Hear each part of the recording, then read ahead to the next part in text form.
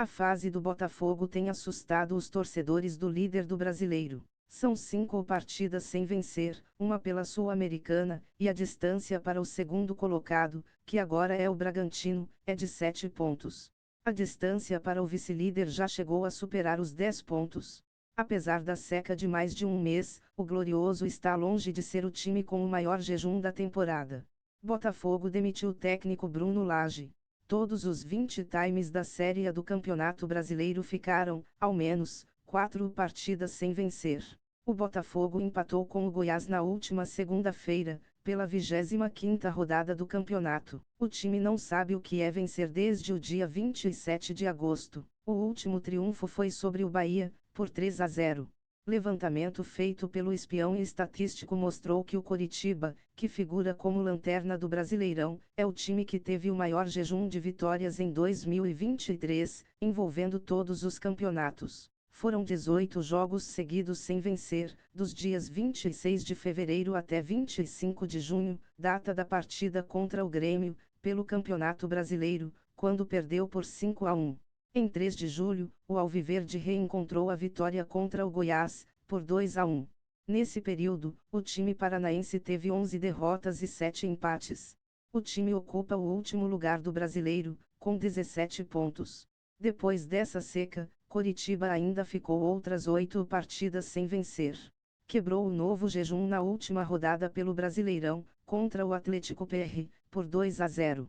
O espião mostrou ainda que Santos, com 12 jogos de jejum, Atlético Mineiro e Vasco, com 10 partidas sem vitórias, e América Mineiro, com 8, completam o top 5 no ano.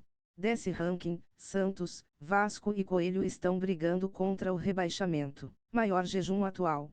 Atualmente, o time em maior jejum de vitórias entre as equipes da elite do Campeonato Brasileiro é o Goiás.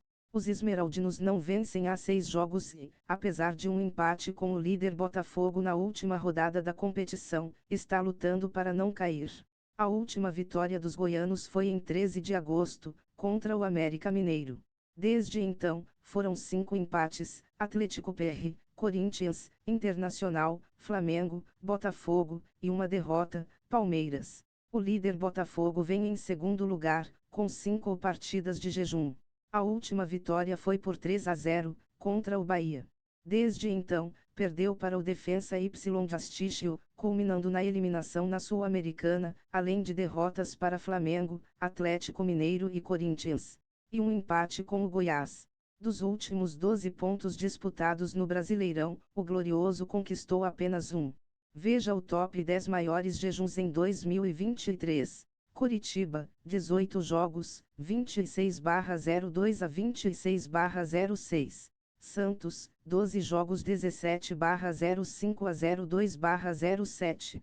Atlético Mineiro, 10 jogos, 10/06 a 02/08.